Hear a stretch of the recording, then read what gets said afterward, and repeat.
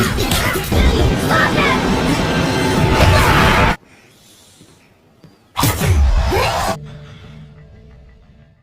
awal film diperlihatkan acara pekan raya di Ohio, Florida, Amerika Serikat. Terlihat seseorang yang sedang menyamar menjadi seorang pastor. Ia bernama Parker. Di sini Parker dan komplotan barunya hendak akan mencuri uang di pekan raya itu.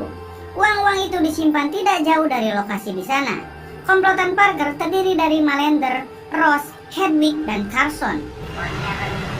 Di sini mereka mempunyai tugas masing-masing. Seperti Malander dan Ross, mereka bertugas membobol brankas di dalam gedung. Carson sendiri bertugas memantau dan menyediakan kendaraan jemputan. Sementara Hedwig bertugas untuk mengalihkan perhatian. Di sini Parker langsung mengetuk pintu kantor penyimpanan uang itu dengan pura-pura menitipkan sebuah koper. Namun saat itu juga Parker menyerang penjaga di sana yang dibantu oleh Malander dan Ross yang sudah menunggu di balik lantai.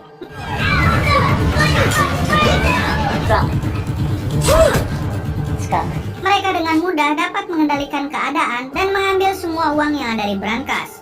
Di balik itu, Hedwig malah membakar jerami untuk mengalihkan perhatian di tempat yang sembarangan. Akibat ulah Hedwig, kebakaran itu langsung merambat ke tabung gas yang kebetulan berada di dekat sana, hingga membuat ledakan besar dan memakan beberapa korban jiwa. Komplotan Parker langsung berusaha pergi dari tempat itu dengan menggunakan mobil yang sudah disediakan Carson. Di sini Parker merasa sangat kesal dengan kelakuan ceroboh Hedwig, hingga mereka bertemu di sebuah gudang tua untuk mengganti mobil. Di sini Parker menghajar Hedwig karena telah berbuat ceroboh dengan melanggar kode etik Parker, yaitu Parker merampok hanya kepada orang-orang yang pelit. Dan kedua, Parker tak akan melukai orang yang tak pantas menerimanya. Setelah itu, Parker dan komplotannya pergi menggunakan mobil lain yang sebelumnya sudah disediakan. Di tengah perjalanan, Malander membuat rencana baru, yaitu ia akan memakai semua uangnya untuk biaya perampokan yang lebih besar, yaitu untuk merampok perhiasan yang harganya super mahal. Padahal perjanjian sebelumnya, uang itu akan langsung dibagi rata. Di sini Parker menolak hal itu dan ia hanya ingin uang itu dibagi rata sekarang. Malander dan anak buahnya yang lain ternyata sudah berencana jahat ke Parker apabila Parker tidak mau diajak untuk rencana barunya itu. Di sini Parker menyadari hal itu dan terjadilah keributan di dalam mobil.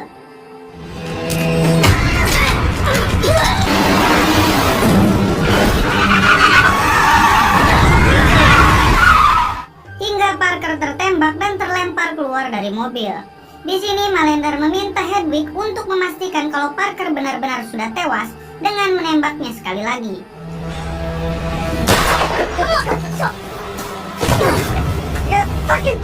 Setelah itu mereka langsung pergi dari tempat itu. Setelah mereka pergi, tubuh Parker ditemukan oleh keluarga petani yang kebetulan lewat di jalan itu. Di sini ternyata Parker masih bernyawa dan keluarga petani itu langsung membawa Parker ke rumah sakit. Esok harinya Parker terbangun dan di sini ia sadar kalau para polisi sedang mencarinya. Ia pun berusaha kabur dari rumah sakit itu dengan berpura-pura jadi dokter yang sedang mengantar pasien kakek tua yang tidak bisa bicara. Setelah berhasil keluar, Parker mencuri ambulan rumah sakit dan pergi ke ladang gandum. Lalu Parker merawat dirinya sendiri di dalam sana. Setelah beberapa hari minum bodrek migren dan merasa enakan, Parker berusaha mencari perbekalan makanan dan sempat mencuri senjata serta berganti pakaian. Lalu Parker mencuri mobil lagi yang terparkir di sana. Di perjalanan, Parker menghubungi seseorang yang bernama Tuan Norte untuk mengganti semua identitasnya. Setelah itu, Parker berhenti di sebuah koperasi simpan pinjam untuk merampok uangnya.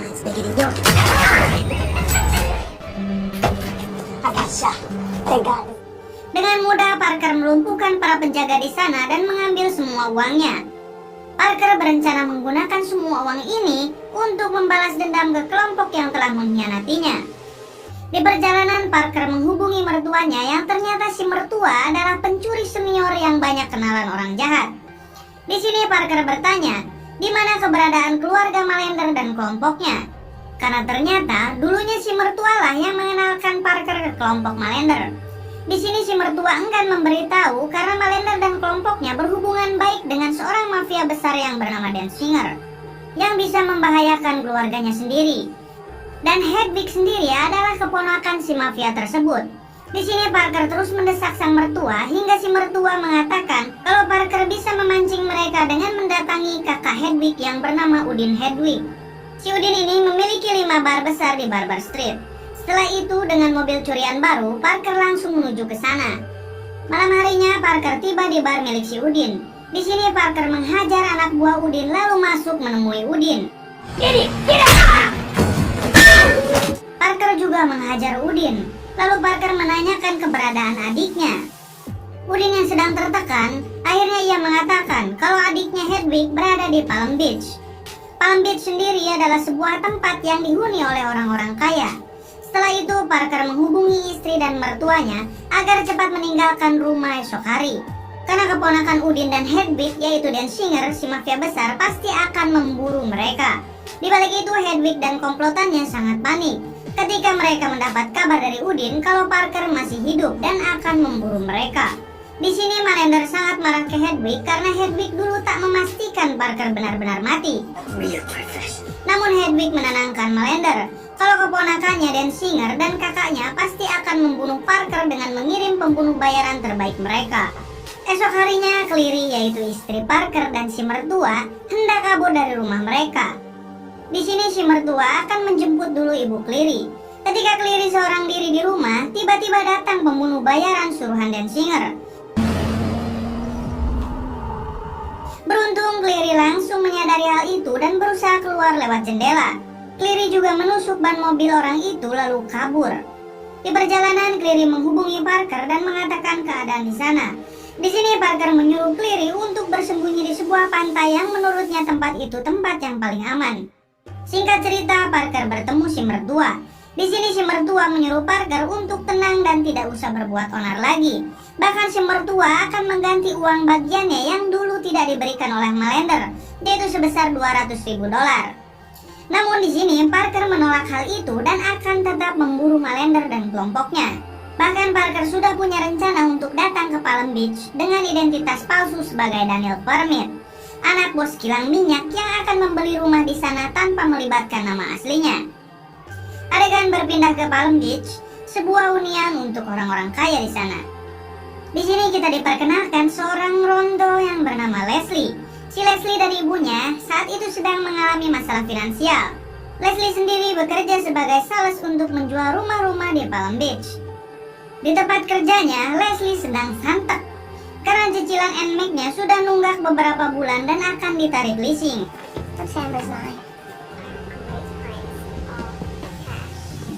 Hingga Leslie mencoba mencuri klien temannya dengan mengambil kontak si klien agar Leslie bisa langsung menghubunginya.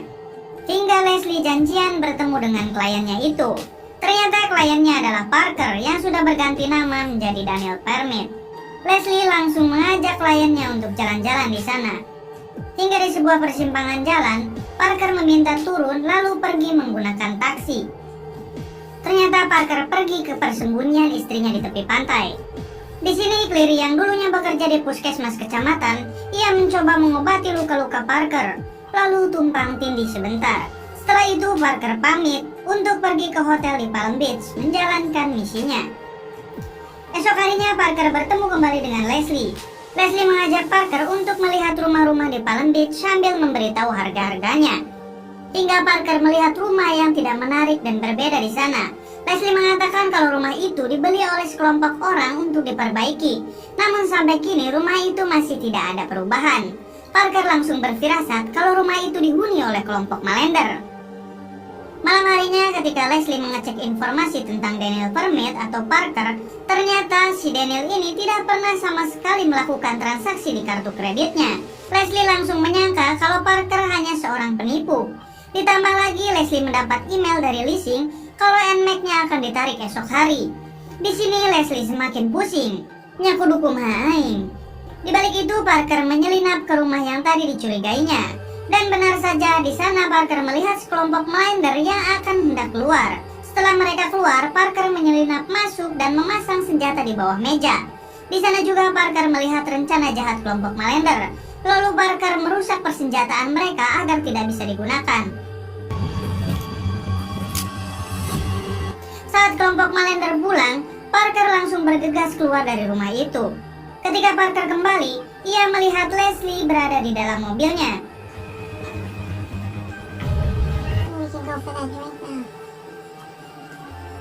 Di sini Leslie membuka kedok Parker, bahkan Leslie tahu kalau Parker akan melakukan perampokan. Namun bukannya melapor polisi, Leslie malah ingin ikut merampok bersama Parker karena Leslie sedang sangat membutuhkan uang.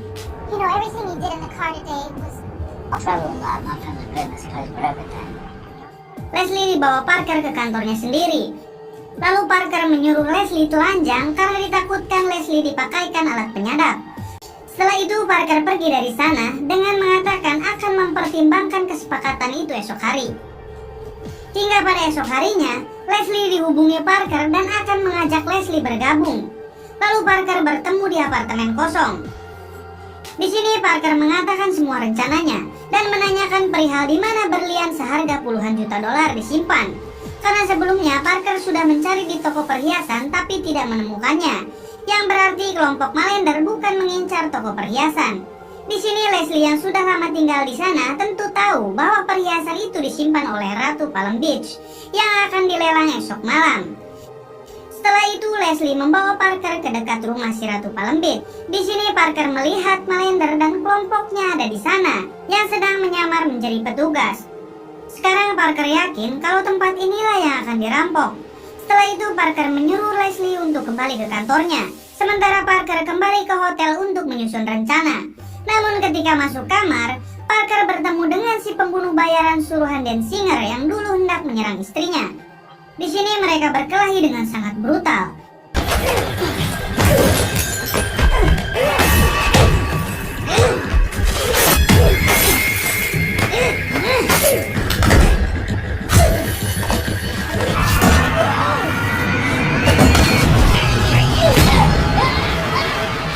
Hingga pada akhirnya Parker berhasil membunuh orang itu dengan menjatuhkannya dari atas balkon hotel.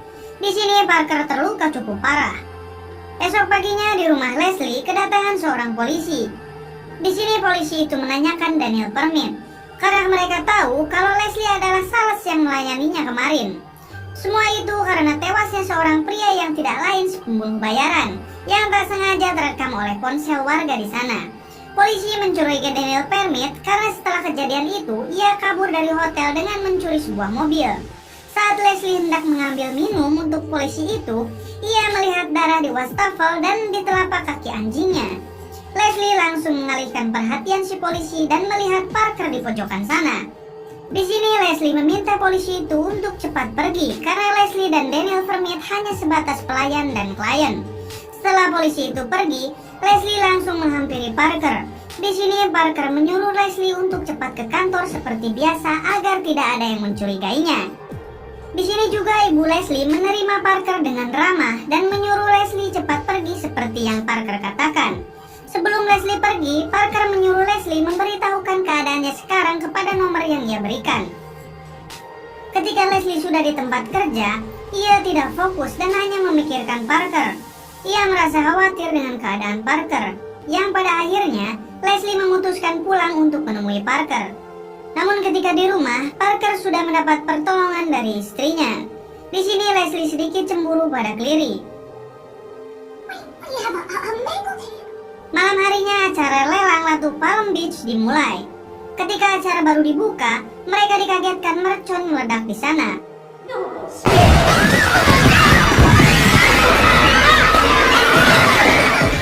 Hingga membuat orang-orang berhamburan.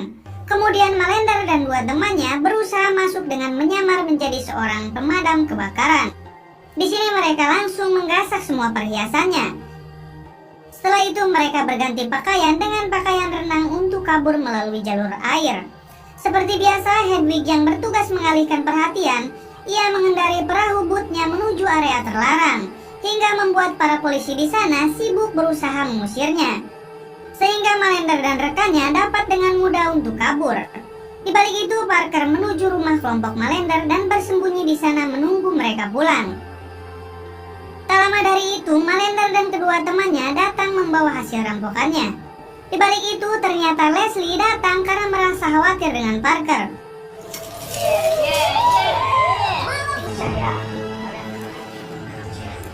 Hingga Hedwig yang baru datang langsung menodongkan pistol ke Leslie dan membawanya masuk. Di sini Malender sudah bisa menyangka kalau ini adalah ulah Parker. Malender memerintahkan yang lain untuk mengecek seisi rumah sambil berteriak mengancam akan membunuh Leslie. Di sini Parker berhasil membunuh Ross.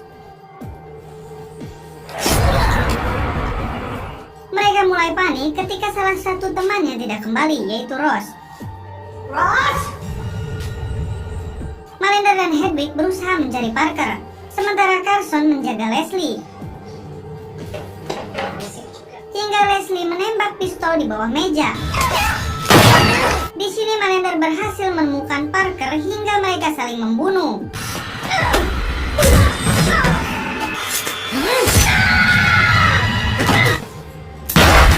Kemudian kelompok Malender berhasil ditumbangkan.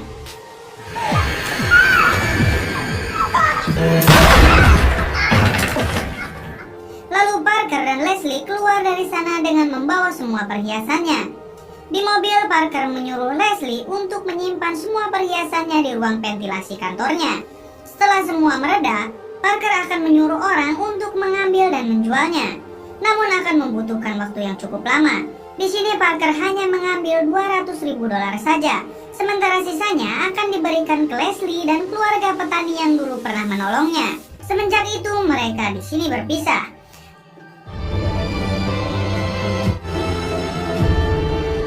6 bulan kemudian, Parker menemui Denzinger lalu menghabisinya. Sehingga Parker tidak akan ada lagi yang mengejarnya. 1 tahun kemudian, Leslie mendapat paket. Disangka dari Lazada, ternyata paket itu berisi gepokan uang dari Parker. Leslie di sini sangat bahagia karena uang-uang itu akan menyelesaikan masalah finansialnya. Di balik itu, keluarga petani juga mendapatkan uang, hingga ia bisa membangun rumah gubuknya menjadi rumah yang sangat layak huni. Tamat.